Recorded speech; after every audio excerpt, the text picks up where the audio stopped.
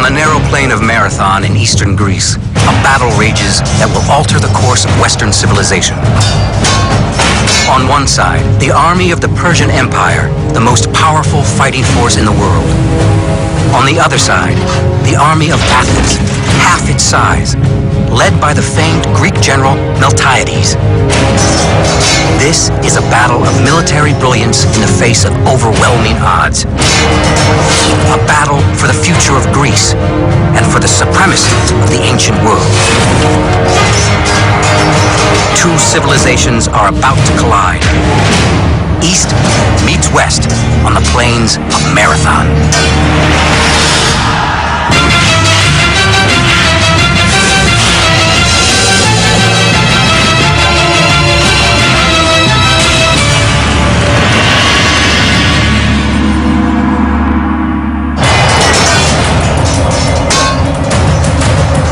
Death comes swiftly. For 6 days, a brutal attack by a faceless invader stains the soil red.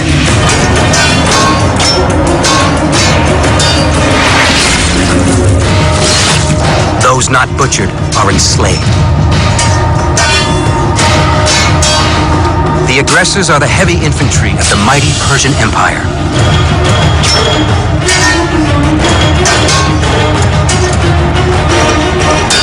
They are called immortals.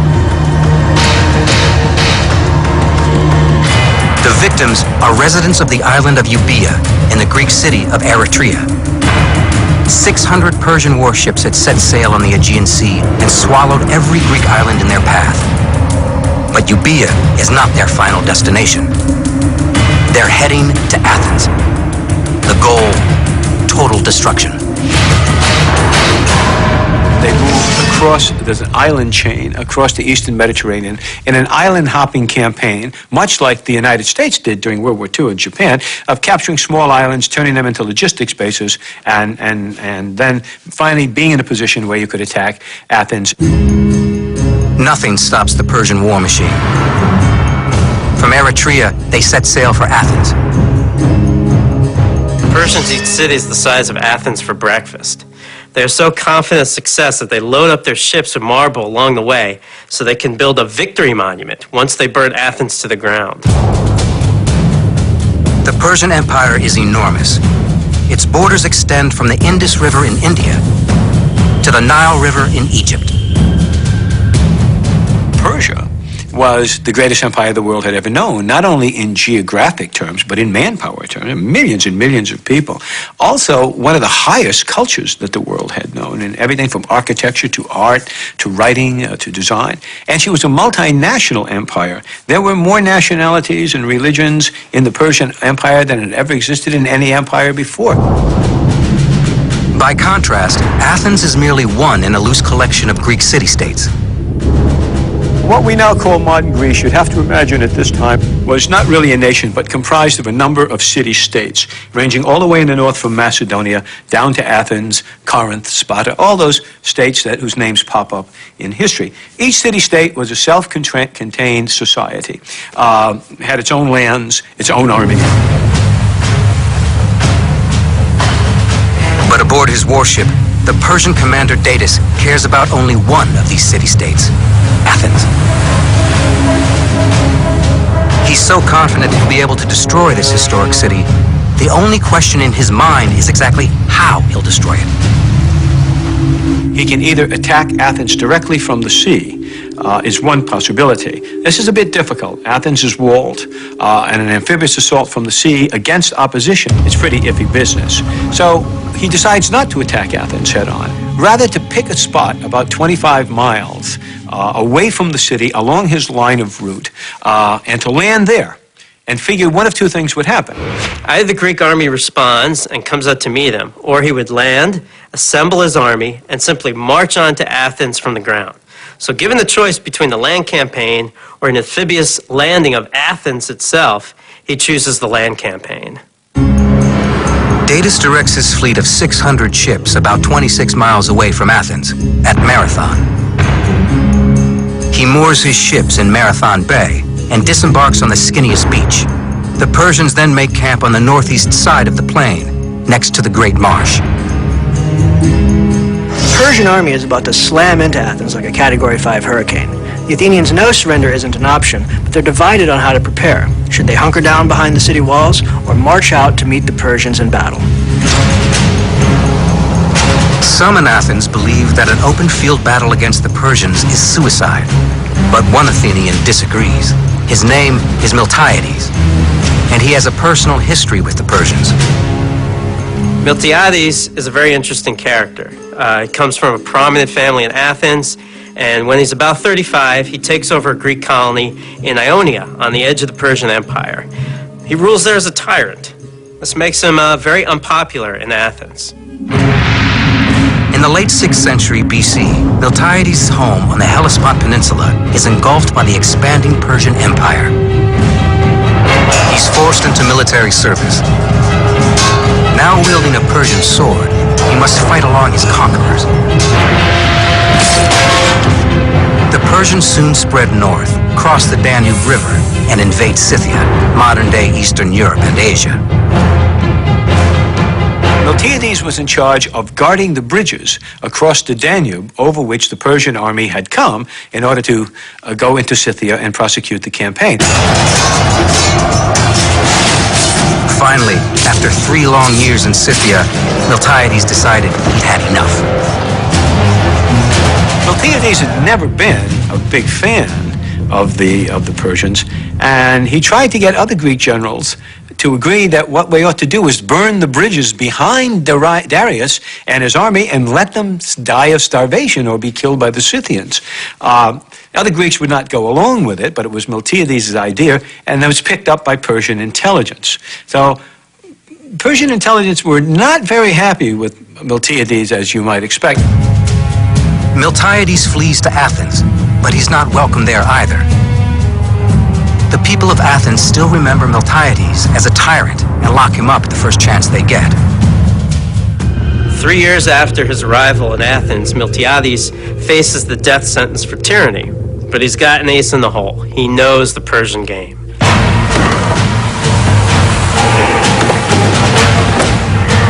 And the Persians are on their way, looking to destroy Athens. The Athenians not only spare Miltiades' life, they make him a general. But Miltiades has to wonder which fate is worse, execution or being hacked to little bitty bits by the Persian warriors. Miltiades chooses to face the Persian blade, and rather than hide behind the walls of Athens, he wants to meet the Persians on the battlefield. But the final decision on whether to fight is not his to make. Athenian democracy extends to the army too. So when an argument erupts over what to do at Marathon, the Council of 10 Generals must decide what to do. Attack now, or retreat and try to get help from other Greek city-states. The vote is 5-5. The tie-breaking vote falls to a man named Callimachus. He is the polemarch. It's a ceremonial position in the Athenian army.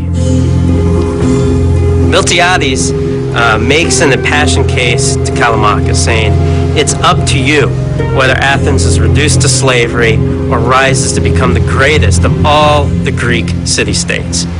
He explains that failure to fight now will shatter the democracy along factional lines and make them easy prey for the Persians. Callimachus is convinced, and he votes to attack. Miltiades gets his war. He leads the entire Athenian army, roughly 10,000 strong, 26 miles east to the plains of Marathon. The odds are overwhelmingly against Miltiades. The Persian force is colossal. More than twice the Athenian size. 20,000 infantry, 3,000 archers, 2,000 cavalry. Miltiades takes a look at the situation and realizes immediately he's severely outnumbered. He's not only outnumbered, he's outgunned in the sense that there are fairly substantial archer and cavalry contingents. Even if the Athenians can hold back the Persian infantry, they have no way to counter the Persian war horses. It's a massive mismatch. cavalry is one of the keys to Persian military success. They were one of the first armies to fully integrate horses and heavy infantry for a devastating 1-2 punch, and funnel their enemies into the chomping jaws of their main infantry lines. Miltiades is outnumbered and outgunned. The Athenians have never faced a force like this before. But they have cut their teeth on some of the greatest warriors of the ancient world. For centuries, these two Greek city-states shed each other's blood. But 50 years before Miltiades faces the Persians, a conflict erupts between the Greek neighbors that will ultimately lead to the Battle of Marathon. It's 540 BC, 50 years before the Battle of Marathon. Two Greek city-states, Athens and Sparta, attack each other on the open battlefield. The rivalry between Athens and Sparta is kind of like Michigan versus Ohio State, except with spears. They constantly seek any advantage they can over one another. While most of their battles are, provincial squabbles, one of them gets the Persians involved and eventually leads to the Battle of Marathon. Athens is known as the birthplace of democracy. Sparta, their neighbor to the west, couldn't be more different. Imagine that the U.S. Marines had their own country. That's Sparta. They train constantly, weapons, tactics, armor. It's pretty much all they do. Now, the Athenian-Spartan relationship is very bipolar. Sometimes they help each other, sometimes they fight. At the time, Athens is ruled by a man named Hippias. He is, however, wildly unpopular with the Athenian aristocrats. So they plot a coup and overthrow Hippias with the help of some unlikely allies, the Spartans. Now, the problem with the Spartans helping you is that they wouldn't go home. And that was the problem that the Athenians had, was how to get rid of the Spartans. Well, they rose in revolt and drove the Spartans out of Athens. And it was that period about 540 BC, which was the beginning of Athenian democracy at about this time. The problem was this. Inevitably, one would expect the Spartans to counterattack. Athens believes they need an ally to defend themselves against Sparta. They turn to the Persian Empire. So that's one of the first examples in Greek history of a smaller state trying to ally itself with a larger state, in this case the Persian Empire, in order to protect itself from aggression of another state, in this case Sparta. Athens sends an envoy to the Persian province of Ionia, now modern-day Turkey. At the court of the Persian governor, the envoy asks for Persia's help against Sparta. The Persian governor agrees, but on one condition. The Athenians must make a sacred offer of earth and water. The trouble is, the Athenians don't really understand what the offer of earth and water means. They think they're signing a treaty, just like the treaties they've made in the past with other Greek city-states. But to the Persians, accepting earth and water means they own Athens. It has become their colony. Without understanding what they're really doing, the envoys submit to Persian rule. All of Athens will pay dearly for this mistake. It made no sense to the rational Greeks. I mean, these are the people who invented logic, mathematics, and philosophy. For them, it was just a silly little ritual that really meant nothing. Now, the problem then is the same problem now. When you have two cultures reaching an agreement, sometimes that agreement means different things to each party because the cultural context in which it occurs is different. Athens secures the promise of Persian protection, but Sparta attacks so quickly, Athens has no time to call on her new ally. Determined to keep their new democracy, Athenians fight more ferociously than ever. They defeat the Spartan invasion on their own. Now, this is important because Athens had asked the Persians for help, but they don't need it. They defeated Sparta all by themselves. The Athenians now felt that the agreement they had made with the Persians was null and void, and made the terrible mistake of telling the Persians that. This infuriates the Persian emperor, Darius I. It amounted, in the Persian view, to little more than an open revolt, and Darius resolved that he was going to bring Athens to heel. The Persians send heralds to Athens and demand payment of customary taxes. The Athenians throw them into a pit to die. Athens has spit in the face of the world's most powerful empire. Throughout history, alliances often come with unintended consequences, but few have the magnitude of the treaty between Athens and Persia. If the Athenians never asked for Persian help against the Spartans, the world might be a completely different place today. It sets off centuries of conflict between the East and the West.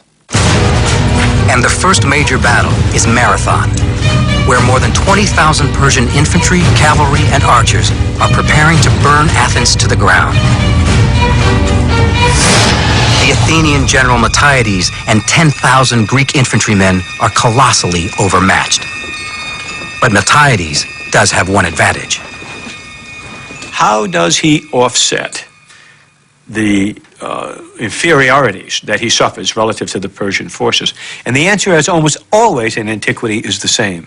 Terrain, terrain, terrain. Location, location, location.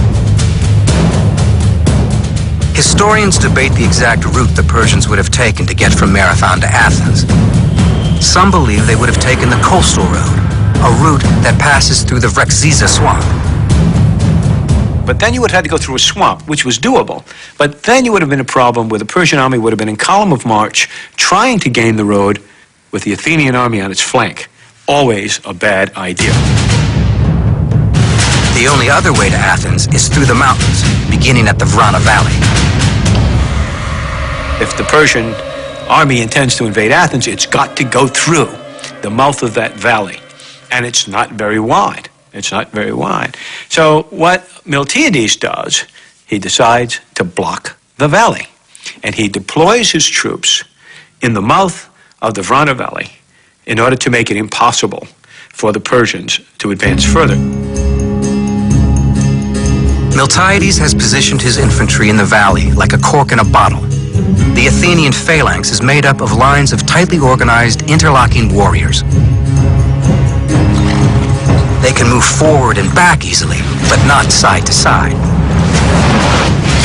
The phalanx formation is incredibly effective at holding ground and moving forward.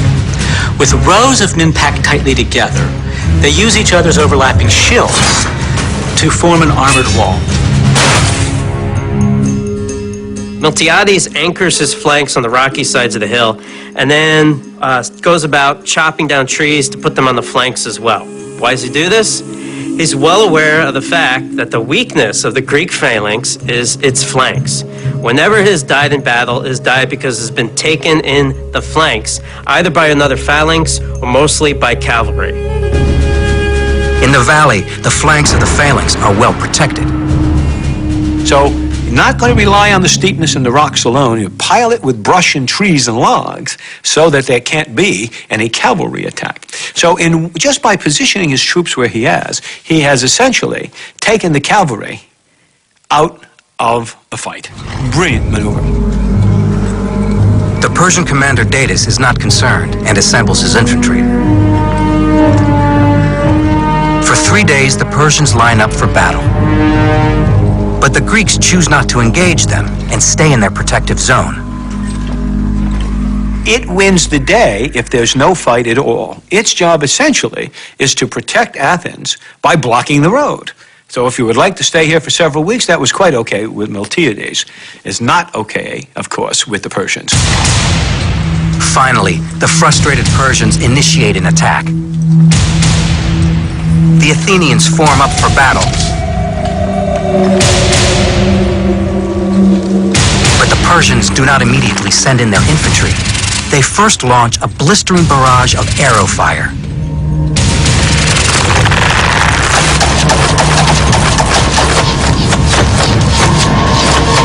Under a tidal wave of missiles, there is nowhere for the Athenians to hide.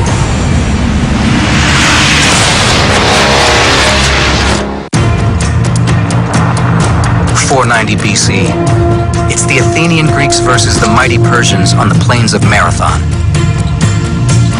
The Persians draw first with a devastating arrow attack.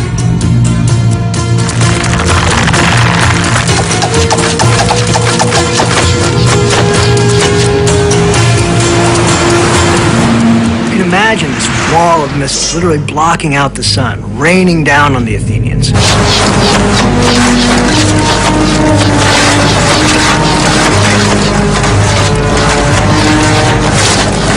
But you know what? The Athenians brushed the arrow fire away like annoying gnats.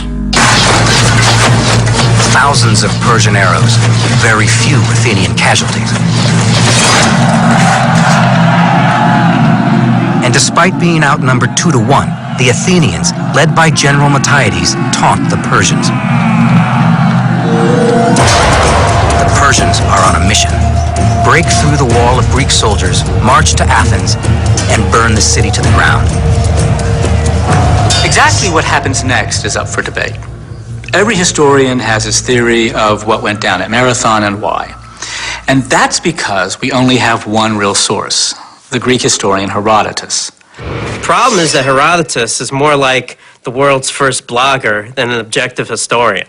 He blends events, myths, anecdotes, hearsay into this great story, but nobody in their right mind believes it's all true. So who attacked who first at Marathon and why? Well, from the Athenian position, there's no need to attack anyone. But Datis, the Persian commander, is itching for a fight.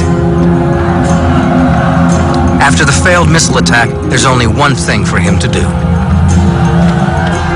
All that's left is a frontal assault. Now you're going to have to mix it up head-on, one-on-one.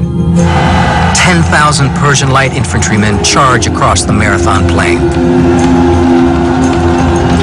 Waiting for them is the Athenian phalanx, a bronze wall of spears and shields.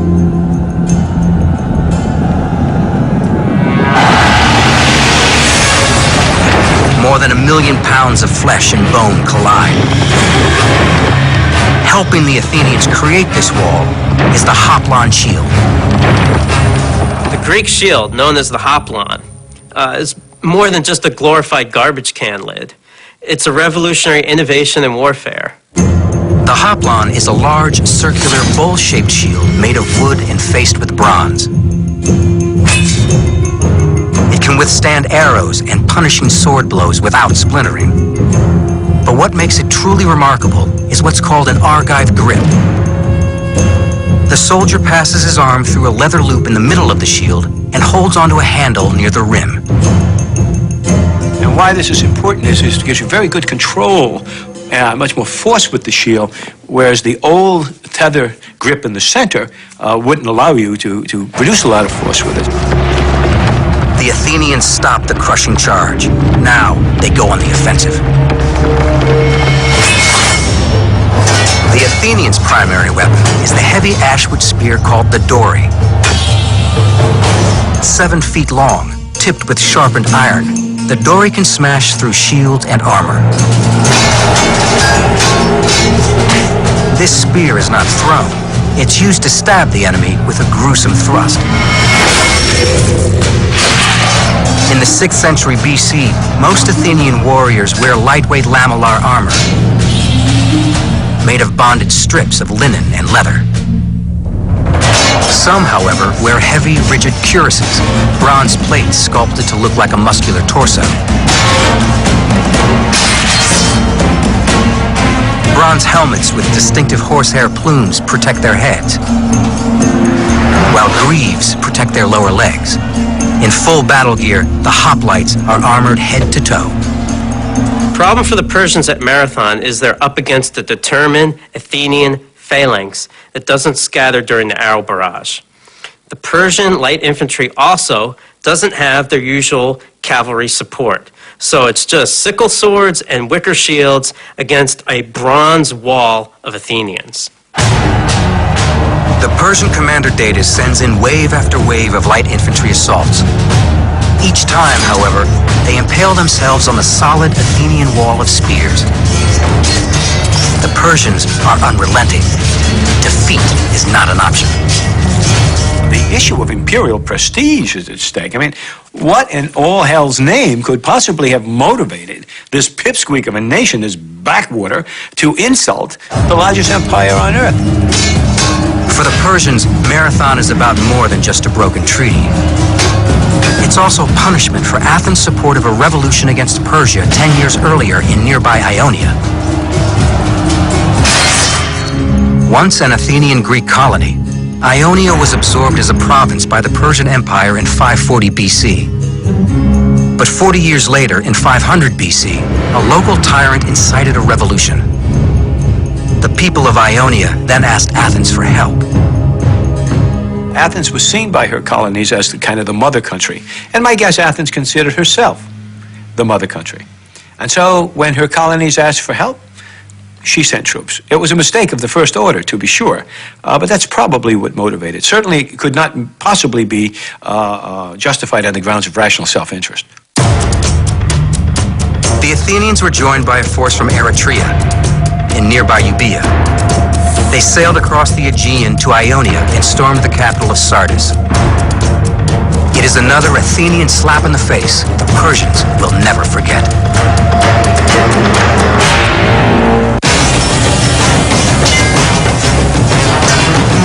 500 BC, 10 years before the Battle of Marathon, the Ionian Revolt has begun.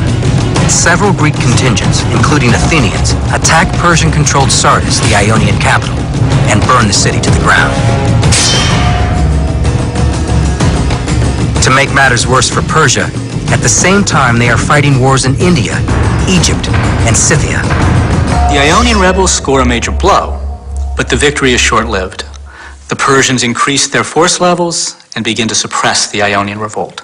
The Athenians, knowing that discussion was the better part of valor, went home, as did the Euboeans. And the Ionian revolt simmered on and off for the next 5 years until it finally simmered out and flared out, and Persia recaptured the Ionian coast. But the Persian king Darius is furious. He vows vengeance. Darius calls upon his god to grant him vengeance against the Athenians. He even makes a servant come up to him 3 times every night during dinner and whisper in his ear, "Sire, remember the Athenians." So even while he's dealing with Egypt and wars in India and Scythia, Athenian payback is always on his mind. King Darius attempts to exact revenge on the Athenians in 490 BC at Marathon.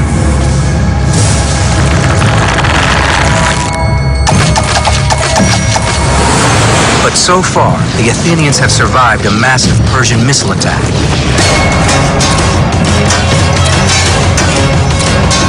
And now they are holding fast against the Persian light infantry. General Miltiades has brilliantly positioned his defensive force. The Greek heavy infantry phalanxes are jammed in a narrow opening between the mountains, blocking the path to Athens. The Persians had chosen the battlefield, by landing at Marathon, but the Athenians had chosen the terrain by using it to maximum advantage. And it's an old trick. But an effective one, as the Persian light infantry doesn't even dent the Athenian wall.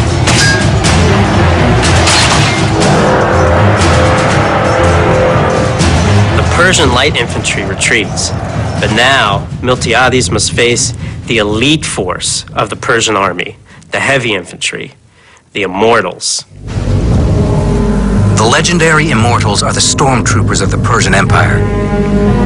Faceless, they march into battle in complete silence. They are the Athenians' worst nightmare.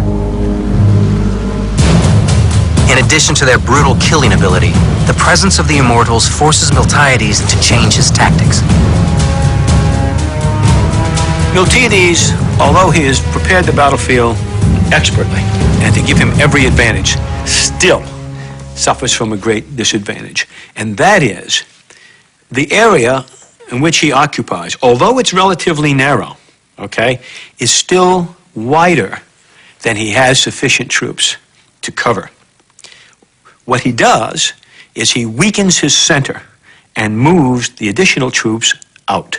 So that when you look at the deployment of the Athenian force, you're looking at a force that is relatively thin in the center, but has heavy phalanxes on either side. Weakening the center of his phalanx is a huge gamble.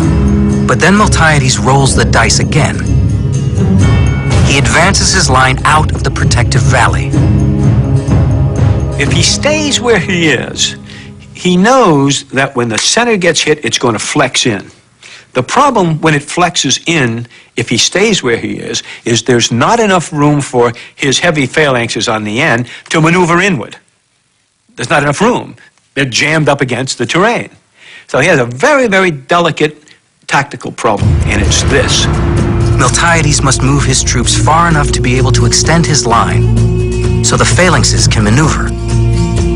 The trick is, how far can Miltiades move out from the valley? If he doesn't come out far enough, his flanks can't maneuver. If he comes out too far, the Persians can get around his flanks and surround him. And remember, all this is happening on the fly. Miltiades won't know how far is too far until it happens. The immortals close in. Miltiades needs to make his move. He orders his troops to redeploy. Herodotus tells us that Marathon is the first time the Greek hoplites ever ran into battle. And the reason they'd never done it before is that it's exhausting. The Greeks wear all this heavy armor and carry long spears. So running just wastes a lot of energy. The other problem with running is the tight phalanx formation itself. Their strength lies in their unit cohesion. If that breaks apart as they advance, they're immediately vulnerable. My guess is that Herodotus is describing a redeployment at the run, not a movement to contact at the run. At a given signal, everybody moved in as close to format as they could, moved out to 200 yards, stopped, and then reformed very quickly, so that by the time actual contact occurred with the Persians, okay, the units were once more disciplined, ranks were dressed, ready to receive the charge.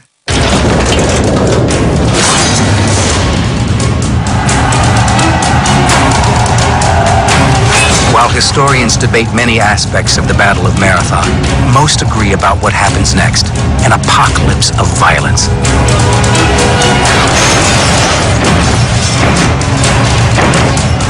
The armies collide in a horrifying maelstrom of bronze and blood.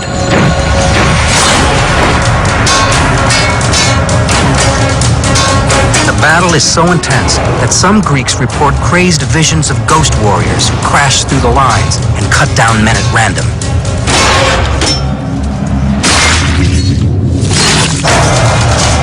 But the reality is just as terrifying. The Persians surge forward and the Athenians are beaten back. The weak center can't withstand the Persian attack. It's about to break. It's getting pushed back, back, back towards the valley.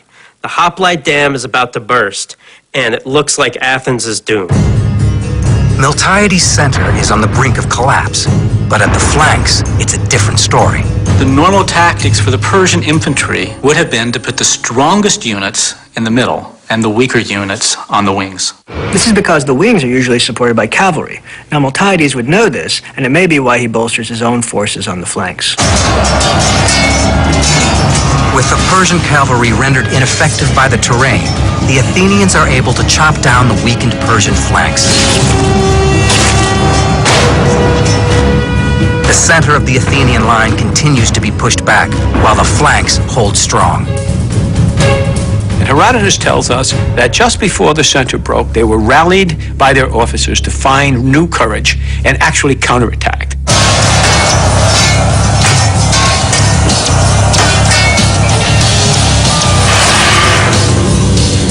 They counterattacked enough to stop the forward movement in the center. And at that point, the heavy phalanxes on the wings, bang, closed in on the side. Took them in the flanks, literally had them in the V, and literally slaughtered them. In a daring stroke of military brilliance, Miltiades has completely turned the tables on the Persians.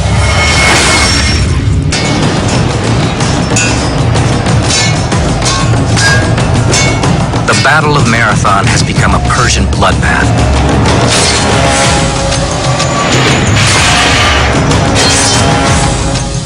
While keeping his flanks anchored, the Athenian general Miltiades has pulled the center of his line back, drawing the Persian infantry into a death trap.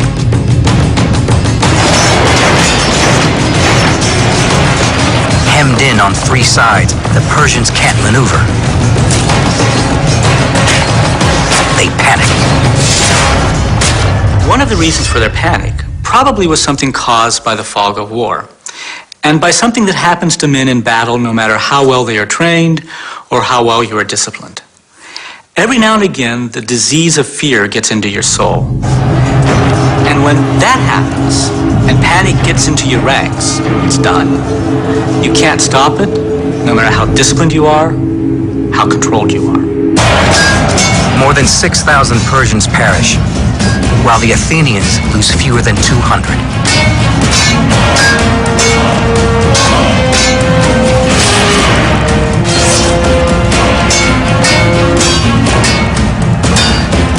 Among the Athenian dead, however, is Callimachus, whose tie-breaking vote pushed the Athenians into battle. Some cite Marathon as the first known example of the pincer maneuver, or what's called a double envelopment. But this isn't truly the case because Miltiades only uses one force, so he does not completely envelop the enemy. The Persians still have an avenue of retreat. And they use it. The Persians race back toward the beach. Some say the Athenians immediately chased the Persians back to their ships, but this is pretty unlikely since the Athenians would be completely exhausted at this point. What likely happened is Miltiades and his men rested until they were able to go back on the offensive. It took a considerable time for the Persians to try to grab what's left, their wounded, their horses, and put them try to get them on the boats. It might have taken, several hours, 8 to 10 hours. At some point, the Greeks were rested, and at some point, they reformed, and now they began, pursuit is too strong a word, they began literally marching towards the beach in order to encourage, let us say, the Persians to leave. Fighting breaks out again as the Persian rear guard tries to protect the retreat.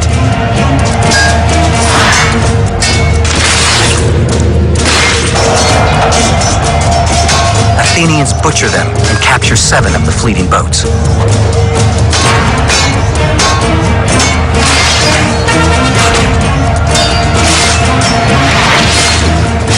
Herodotus recounts a story where a Greek soldier grabs a boat with his left hand and has it chopped off by the fleeing Persians. Undaunted, he grabs the boat with his right hand. It also gets chopped off. So the Greek soldier bites the boat and tries to hold it on the beach with his teeth. This is the kind of hyperbole that Herodotus is known for. The Athenians rout the Persian infantry, but the danger isn't over yet. The Persians aren't sailing back to Asia. They're heading straight for Athens. Miltiades sends a Greek messenger from Marathon to Athens with news of the victory.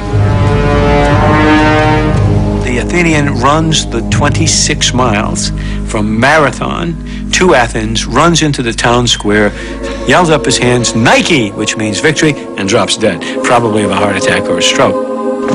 And this is where we get the phrase to run a marathon, 26 miles, the distance from Marathon to Athens. But at the same time that this inaugural race is being run, Miltiades realizes that the fight is not yet over. Once Miltiades realizes what the Persians are doing, he sends another runner back to Athens to alert them. Then he assembles his troops for a forced night march back to the city. It's hard to imagine how tired these infantry guys are at this point, but if they hope to save Athens, they have to keep going. The Athenians march all night long. It's difficult to know how long it would take the Persian ships to sail to Athens from Marathon, a distance of about 62 miles by sea. While a ship of that day could make the trip in about 10 hours, a lot would depend on the currents, weather condition, weight that the ship was carrying. Also, it's possible that some of the ships with the cavalry might have already sailed for Athens a day or so before. So Miltiades can't be sure if he had won the battle and lost the war. Early the next morning, the Persian commander Datis enters the Athenian harbor with his 600 ships. On the walls of the city, he sees Miltiades and the entire Athenian army. Datis takes one look at this, understands the difficulties involved of carrying out an opposed amphibious landing, decides better of it, turns to the coxswain, turn the boat around. The fleet turns around and sails back to Persia. And Athens remains free. As the Persians sail away, the Athenian infantry can finally celebrate their amazing victory at Marathon. To commemorate the victory, the Athenians build one of the most iconic buildings in human history, the Parthenon, a massive temple to the goddess Athena. Carved into the wall of the Parthenon are 192 figures, one for each of the Athenians slain at Marathon. After the defeat at Marathon, Datis returns to the court of King Darius. Some suggest he's executed for his failure. And while there's no evidence for this, history never hears from Datis again. But what we do know is that Darius was furious. Furious because this pygmy little barbaric state has insulted the great empire of Persia yet again and got away with it. Darius swears in his mind that if he lives long enough, he will have his revenge on the Athenians. As it turns out, of course, he doesn't live long enough.